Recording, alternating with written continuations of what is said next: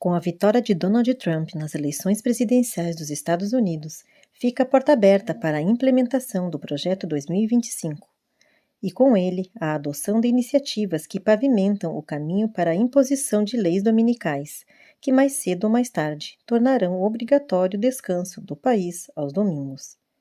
A promulgação destas leis fica facilitada, pois o Partido Republicano terá maioria na Câmara dos Representantes, no Senado, bem como na Suprema Corte.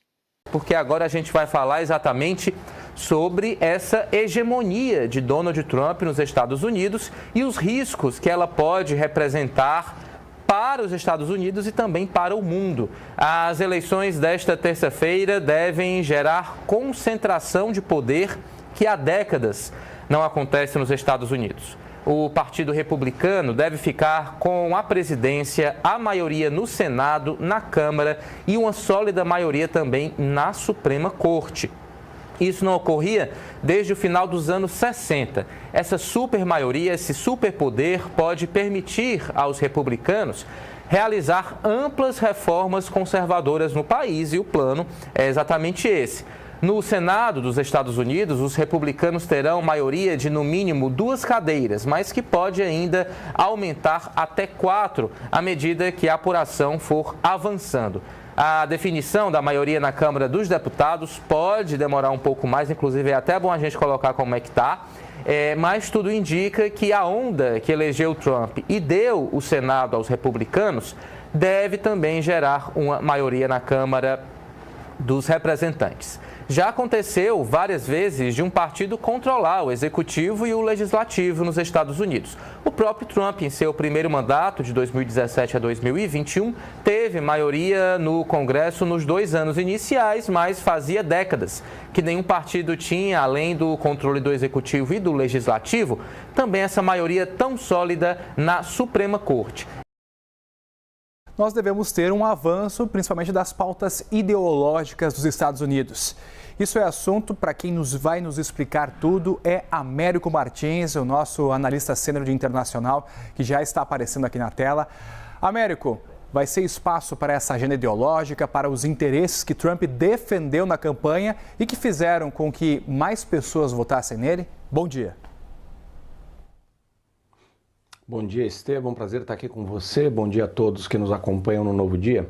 Estevão, sem dúvida nenhuma, o presidente Donald Trump vai ter um caminho muito mais aberto para implementar mudanças que podem ser bastante profundas na sociedade americana, especialmente se, como tudo indica, o Partido Republicano também tiver o controle da Casa dos Representantes, a Câmara dos Deputados, vamos chamar assim, a Casa Baixa no Congresso lá nos Estados Unidos, porque ele já vai ter o controle no Senado, teve maioria do voto popular, portanto tem um mandato popular forte e também tem uma ajuda na Suprema Corte, que hoje é muito conservadora. 6 dos 9 juízes são conservadores. Então, esse espaço está muito aberto para o Trump fazer mudanças que seriam profundas. Então, a gente possivelmente vai ver transformações que a gente não via na sociedade americana há muito tempo.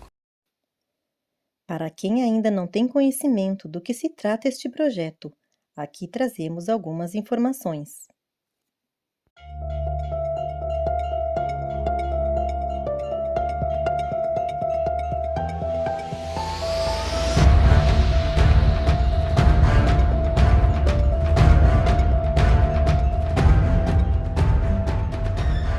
Você já ouviu falar no Projeto 2025?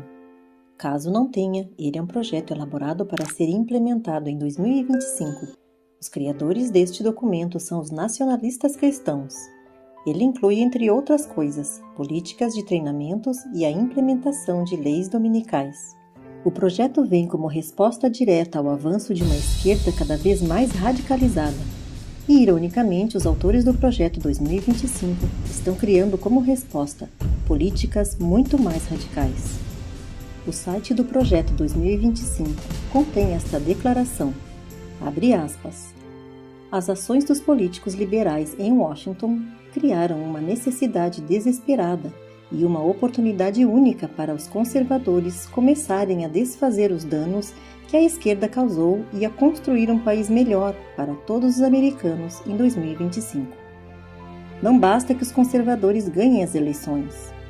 Se quisermos resgatar o país das garras da esquerda radical, precisamos tanto de uma agenda governamental como das pessoas certas, prontas para levar a cabo esta agenda no primeiro dia da próxima administração conservadora. Não basta que os conservadores ganhem as eleições.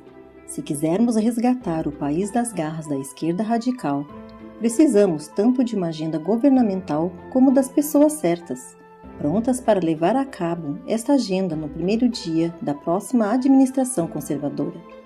Este movimento envolve organizações que se autodenominam patriotas cristãos pós-liberais ou conservadores do bem comum. Para isso, eles querem unir a Igreja com o Estado. Ou, em outras palavras, o que diz em Apocalipse 13:14, dizendo aos que habitam na terra que fizessem uma imagem à besta, que recebera a ferida da espada e vivia. Deus deixou mensagens para o seu povo através dos seus servos, os profetas. Nosso dever é estudar as profecias, pois elas são a lâmpada que ilumina o nosso caminho para que não venhamos a tropeçar ou a ser enganados pelas artimanhas do inimigo das almas. Muitos, quando ouvem falar sobre o Projeto 2025, não se dão por conta do que está por trás desta iniciativa. Eles até elogiam as suas bases. Por isso, não devemos esquecer que o inimigo de Deus se utiliza das mais variadas armas para enganar, se possível, os próprios eleitos. Uma delas é a política. Muitos cristãos que se envolvem em política defendem apaixonadamente a moral, o conservadorismo, mas quando estes valores são misturados com a política, eles se tornam a isca perfeita para desviar muitos dos nossos irmãos. Por isso é imprescindível vigiar e orar. Quando falamos que a direita nacionalista será a força política para a implementação do decreto dominical, não é que estejamos de acordo com a esquerda. Pelo contrário, entendemos que esquerda e direita são apenas os dois lados da mesma moeda satânica, com a qual o inimigo de Deus arrasta muitos para a destruição. Uma olhada nesta seção do Projeto 2025, que trata sobre o descanso sabático. O Congresso deveria incentivar o descanso comunitário, alterando a Lei de Padrões Trabalhistas Justos, para exigir que os trabalhadores recebam remuneração extra por trabalhar no sábado. Esse dia seria domingo. Pretendem implementar o domingo como dia de descanso para toda a comunidade, com o objetivo de que todos sejam incentivados a realizar atividades religiosas neste dia. Como sabemos, a história se repete. Foi o mesmo que aconteceu no passado. Vejamos esta citação do Grande Conflito, página 53. Na primeira parte do século IV, o imperador Constantino promulgou um decreto fazendo do domingo uma festividade pública em todo o Império Romano.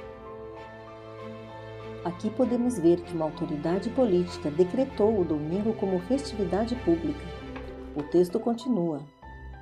Celebravam-se de tempos em tempos vastos concílios aos quais do mundo todo concorriam os dignatários da Igreja. Em quase todos os concílios, o sábado que Deus havia instituído era rebaixado um pouco mais, enquanto o domingo era em idêntica proporção exaltado. Destarte, a festividade pagã veio finalmente a ser honrada como instituição divina, ao mesmo tempo em que se declarava ser o sábado bíblico, relíquia do judaísmo, amaldiçoando seus observadores. O esquecimento do sábado e a exaltação do domingo não ocorreu de forma instantânea.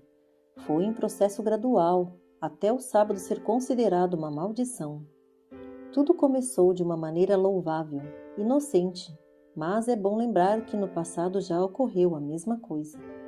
Aquilo que começou de uma forma inocente se tornou uma obrigação, o que conduziu e conduzirá a penas e perseguição.